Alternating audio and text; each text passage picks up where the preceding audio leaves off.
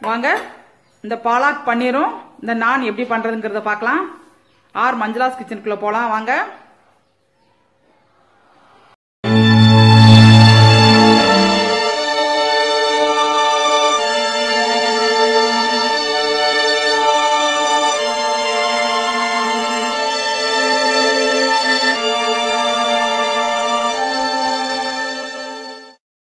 Hi viewers,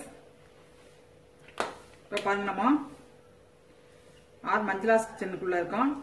இன்னைக்கு பாலாக் பன்னீர் எப்படி பண்றதுங்கிறத பார்க்கலாம்.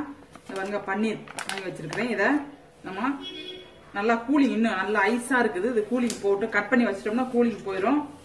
பாருங்க தக்காளி, பெரிய வெங்காயம், சின்ன வெங்காயம், பெரிய வெங்காயம் கட் பண்ணி வச்சிருக்கேன், 2 தக்காளி. இதெல்லாம் நம்ம இப்ப அரைக்கிறதுக்கு வதக்கிக்கலாம். இப்போ ஒரு சின்ன ஒரு பேன் வச்சிருக்கேன். இந்த பேன்ல கொஞ்சம் எண்ணெய் ஊத்திக்கலாம். இது கொஞ்சம் சூடாகட்டும். பாருங்க கொஞ்சம் எண்ணெய் ஊத்திருக்கேன். இதுல வந்து கொஞ்சம் சின்ன வெங்காயமும் பெரிய வெங்காயமும் சேர்ந்து நம்ம வதக்கிக்கலாம். ரெண்டையும் சேர்ந்து வதக்கணும்னா தான் நம்மளுக்கு டேஸ்ட் நல்லா இருக்கும். அதனால ரெண்டையும் சேர்ந்து வதக்கிக்கலாம். இப்போ பாருங்க இதுல மிளகாய் 2 பச்சை மிளகாய் போட்டிருக்கேன். வெங்காயம் நம்மளுக்கு நல்லா வதங்கிடுச்சு. நான் பாலாக்கீரையை பாலாக் பன்னீர்னு சொல்லிட்டு பாலாக்கீரையை காமிச்சேன்னு நினைக்காதீங்க. பாலாக்கீரையை இன்னொரு அடுப்புல இந்த பக்கம் வேக வச்சிருக்கிறேன். தண்ணியில சும்மா சுடு தண்ணியில போட்டு வச்சிருக்கேன். லைட்டா நமக்கு சூடு ஏற்றினாலே போதும். நம்ம அப்படியே பேஸ்டா தான் அடிக்க போறதுனால இப்ப இதுல கொஞ்சம் மல்லி இலையும் புதினாவும் போட்டுடலாம். இப்ப பாருங்க மல்லி புதினா போட்டிருக்கேன். இதுலயே தக்காளி போட்டுடலாம். இதை வதக்கி நல்ல ஒரு பேஸ்டா எடுத்து வச்சுக்கலாம்.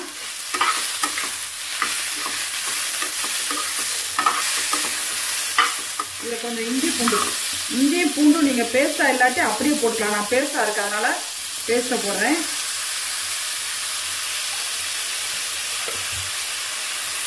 நீங்க பேஸ்ட் இல்லாட்டி 2 இஞ்சியும் ஒரு துண்டு இஞ்சியும் 2 பூண்டும் போட்டுக்கலாம்.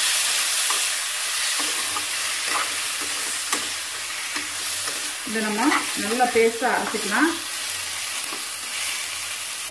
இந்த பாருங்க பாலாக்கீரைய வெந்நீரை போட்டு வச்சிருக்கேன்.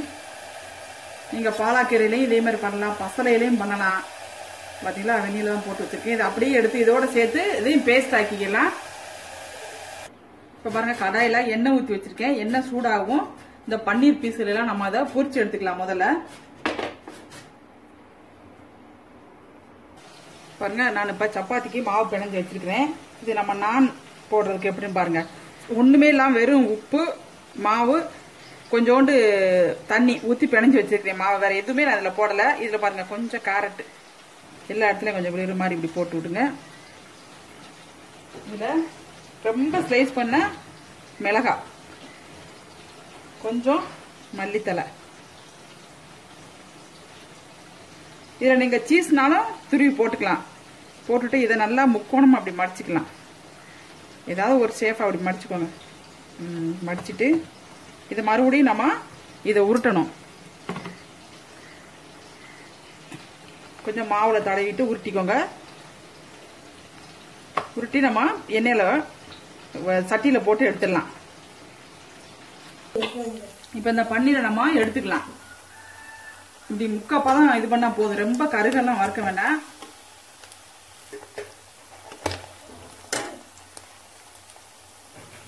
இப்ப பாருங்க இதுல சோம்பும் ஒரே ஒரு பே லீஃப் போட்டிருக்கேன். இது பிரியாணி இலை, ஒரே ஒரு வத்தல் போட்டிருக்கேன். இது சூடாகட்டும்.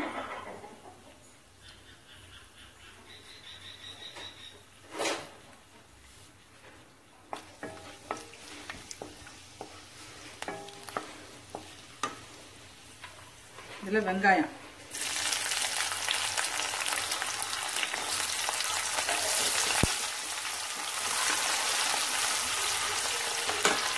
இது நல்லா வெங்காயம் வதங்கட்டும். இப்ப பாருங்க இதுல கருவேப்பிலை போட்டிருக்கேன். நல்லா இப்ப வெங்காயம் வதங்கிடுச்சு. இதுல கொஞ்சம் மஞ்சள் தூள், ரொம்ப போட வேணாம், மஞ்சள் தூள் கொஞ்சோண்டு போட்டுக்கோங்க. காரத்துக்கு நம்ம மிளகாய் போட்டிருக்கோம். இருந்தாலும் கொஞ்சம் காஷ்மீர் சில்லி இந்த கலருக்காக அதை போட்டுக்கலாம். 2-3 பச்சை மிளகாய், நறுக்கி வச்ச பச்சை மிளகாவை இப்படி போட்டுக்கலாம். சும்மா அது ஒரு கலருக்காக தான். இது போட்டுட்டு நம்ம அடிச்சு வச்சிருக்கிற பேஸ்ட்டை போட்டுக்கலாம்.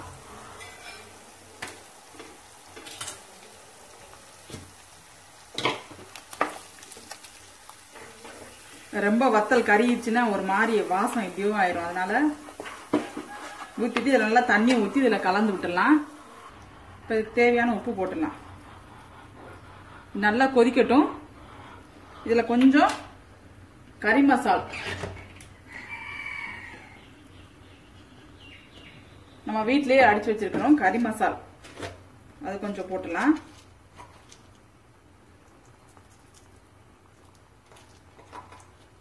ஒரு வாசத்துக்காக முதல்லயே கறி மசாலா போட்டீங்கன்னா ஒரு மாதிரி கசந்துரும். எண்ணெயில பொரிச்சிட்டோம்னா கசந்துரும். இப்ப போட்டா நம்மளுக்கு நல்ல டேஸ்டா இருக்கும். இது நல்லா கொதிக்கட்டும். இப்ப பாருங்க அது நல்லா கொதிச்சிருச்சு பாத்தீங்களா. இப்போ நம்ம இந்த பன்னீரை போட்டுடலாம்.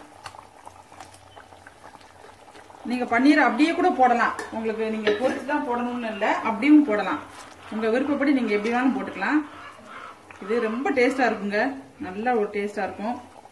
இதுல கஸ்தூரி மேத்தி எல்லாம் போட வேணாம். ஆக்சுவலாவே பாலாக்கீரையில ஒரு சின்ன கசப்பு டேஸ்ட் இருக்கும். அதனால இதுல நம்ம கஸ்தூரி மேத்தி எல்லாம் போட வேண்டாம்.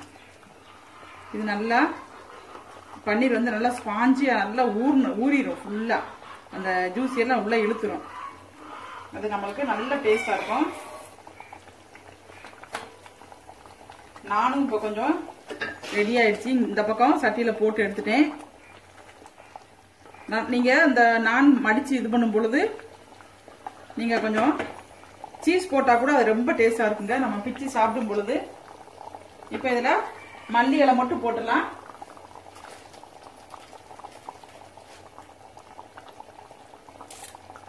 மல்லி இலை மட்டும் பிச்சு போட்டுட்டு நம்ம இதை ஆஃப் பண்ணிடலாம். ரொம்ப நம்ம ஏற்கனவே தக்காளி எல்லாமே வதக்கி தான் எடுத்திருக்கோம். அதனால இதை இப்ப நம்ம ஆஃப் பண்ணிடலாம். இப்ப பாருங்க நம்மளுக்கு சூப்பரான பாலாக் பன்னீரும் நானும் ரெடி ஆயிடுச்சு. இது உள்ள கேரட்டு, மிளகாய், மல்லி இலை எல்லாமே போட்டிருக்கோம். இது நான் பாப்பாக்கு சுட்டு கொடுத்ததுனால கொஞ்சம் எண்ணெய் போட்டிருக்கேன். நம்மளுக்குன்னா எண்ணெய் போடாமலே போட்டு சுட்டு எடுத்துக்கலாம். இந்த பன்னீர் பாருங்க சூப்பரா இருக்கும். பாலாக் பன்னீர் இது தொட்டுக்கிறதுக்கு. இந்த வீடியோஸ் நீங்க பாருங்க, உங்க வீட்டில் செஞ்சு பார்த்துட்டு உங்களோட கமெண்ட்ஸ் சொல்லுங்க, லைக் பண்ணுங்க. என்னோட சேனலை சப்ஸ்கிரைப் பண்ணாதவங்க சப்ஸ்கிரைப் பண்ணுங்க. தேங்க்யூ, பாய்.